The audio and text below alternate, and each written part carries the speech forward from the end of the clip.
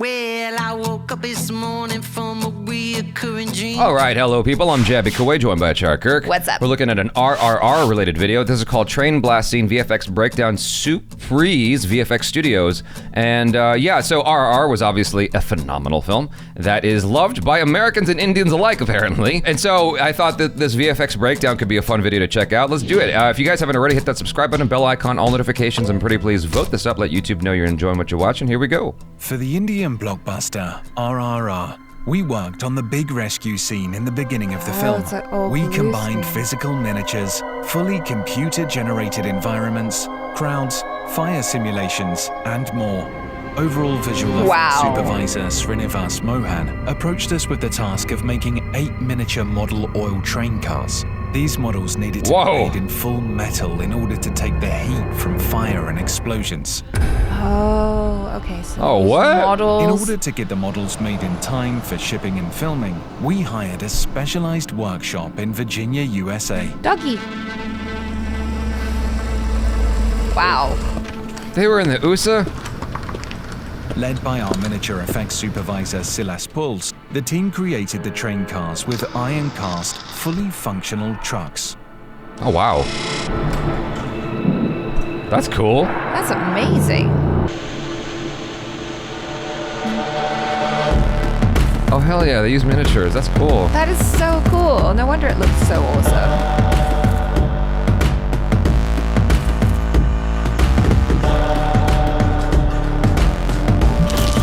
I think that employing miniatures in your projects is always awesome these days. Loaded in a 20-foot container, the models were then shipped to Hyderabad, India. It's not done very often. Yeah.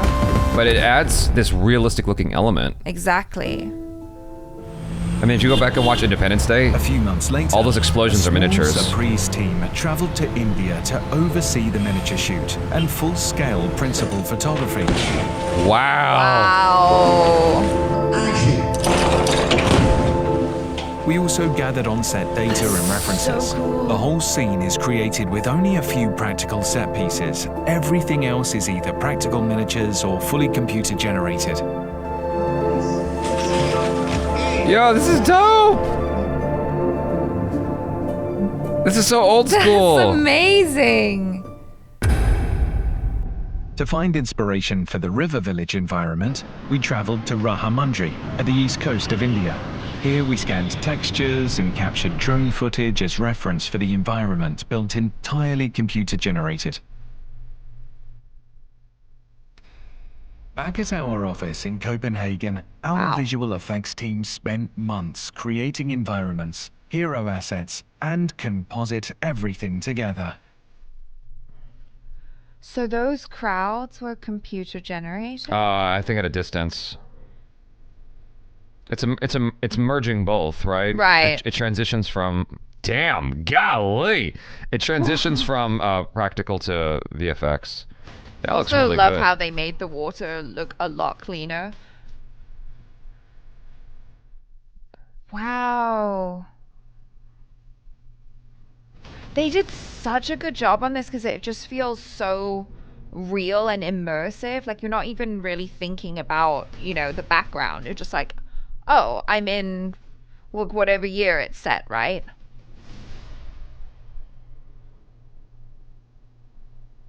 Yo, that looks so good. What? Wow. What?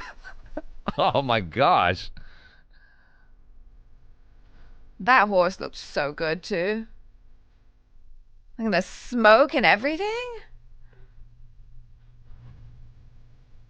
Damn. The way the light is reflecting off the water.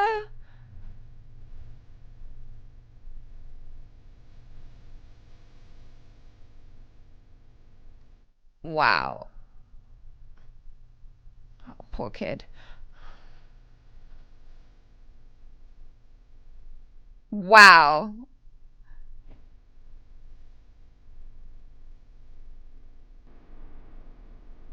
Oh my God.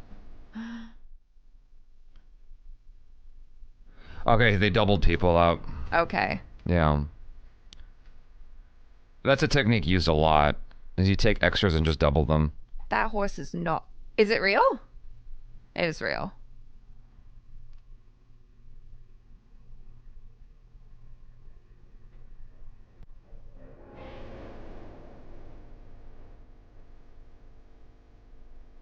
Wow. Yo, that was dope. That was dope. Very, very good. Wow. I really appreciate the use of practical effects because, you know, you often don't see that, especially like in Indian films right now. It's a lot of it is just CGI because I think it has to do with time. It's like the less time you have to spend on set, the better, I think, is the idea. And you can get away with doing a lot of it in post, a lot of it is CGI.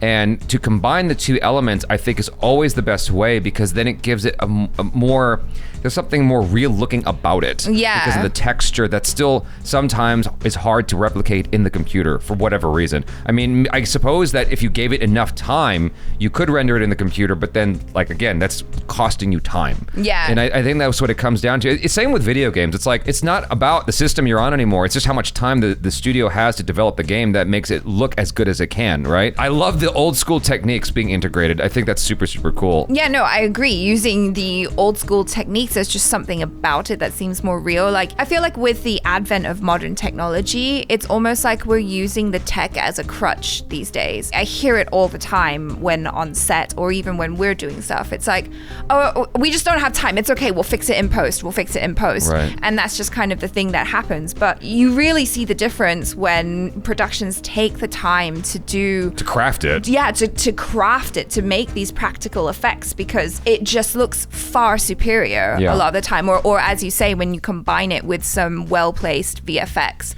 it's incredible. A long time ago, and I mentioned this before, I did this job that Sintel actually gave to me where I had to do a run out to Phoenix, Arizona. I had to pick up these blow-up dolls, which sounds funny every time I start the story, but I had to pick up these blow-up dolls for a film production. The idea was that the guy communicated to me who owned these blow-up dolls. He's like, I was working on Seabiscuit years ago. They needed a way to populate the crowd. And I was like, I didn't know what to do. And so I just came up with this notion of having blow-up dolls in between extras.